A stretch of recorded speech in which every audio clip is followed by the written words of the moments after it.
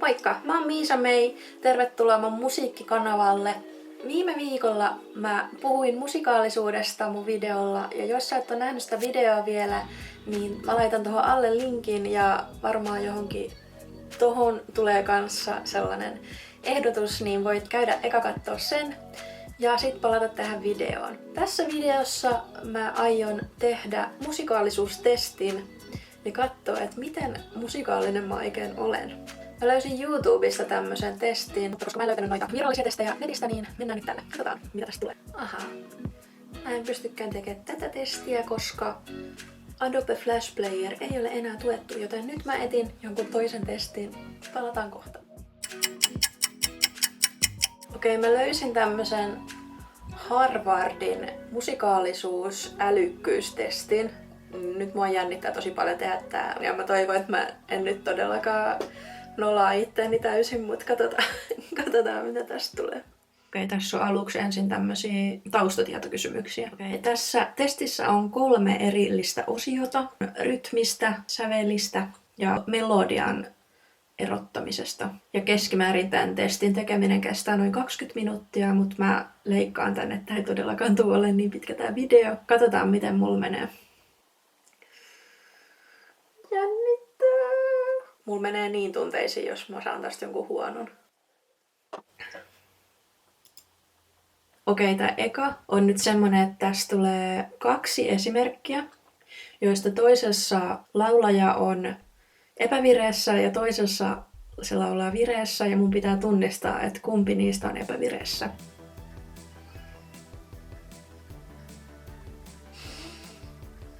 Okei, jos ne on tällaisia, niin mulle ei ole mitään hätää. Eli pitää valita se, missä se on enemmän epävireessä.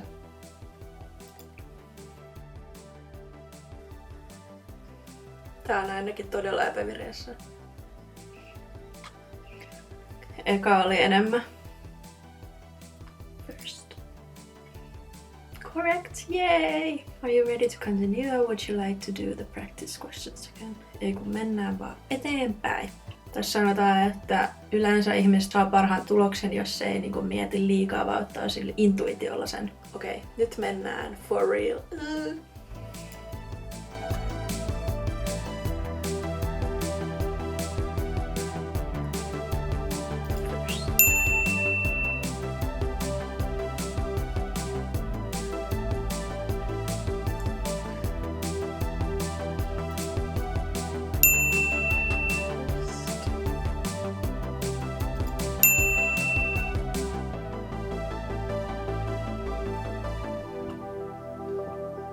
First, for sure.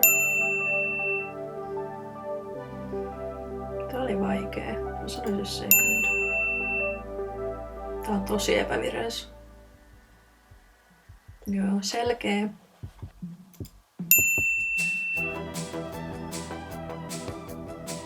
Tää on tosi vaikea. Second. Toi oli väärin. Alright.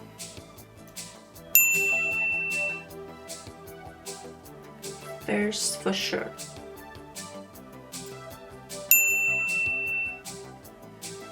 Taas vaikee, mutta mä luulen, että se oli toi eka.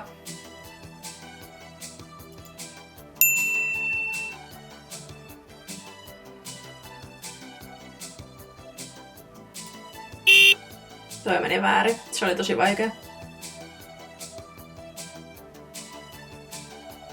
Tääkin oli vaikea, mutta yes.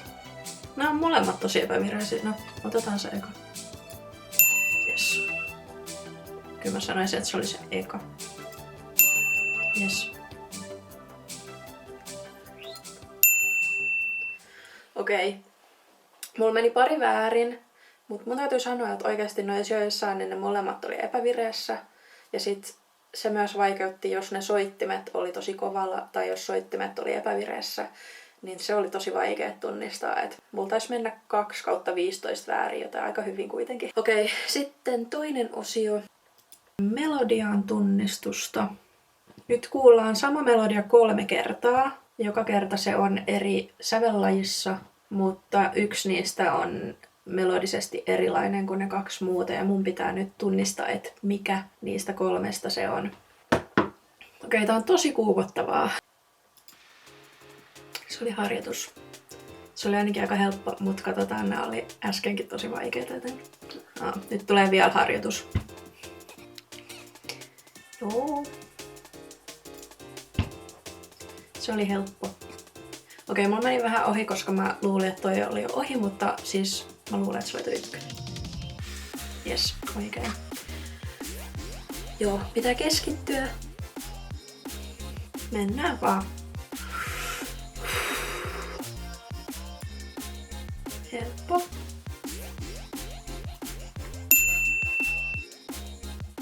Helppo. Eka. Taas eka. Toka. Kolmas. Se oli taas kolmas.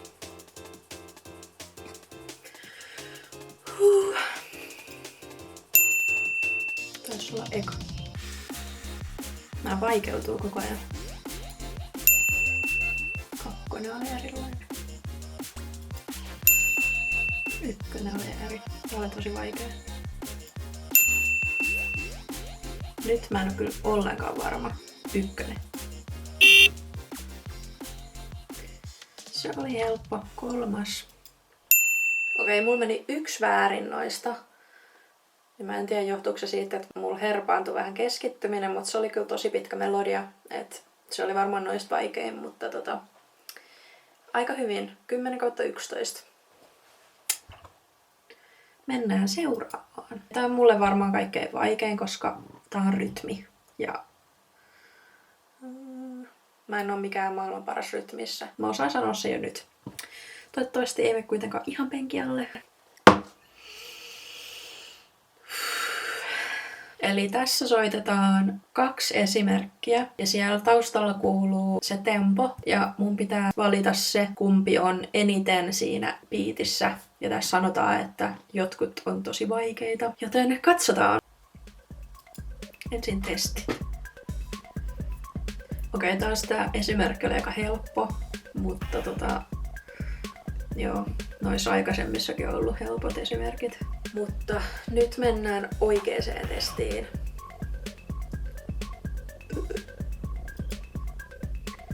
Second. Okei, eka oli ainakin aika helppo.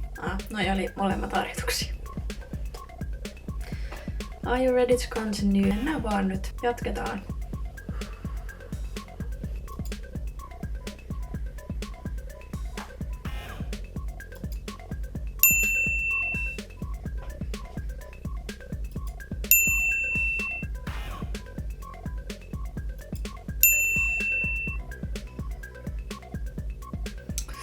Kumpi se nyt sitten oli? Yes. En mä tiedä. Varmaan toka. Ei. Eka.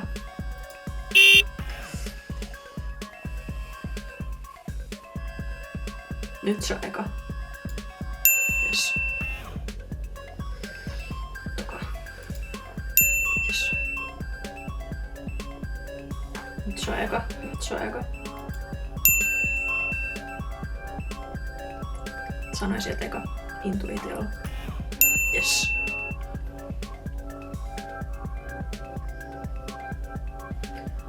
Toka.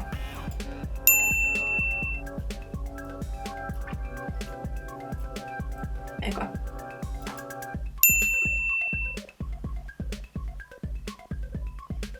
Toka. Toka. Ei.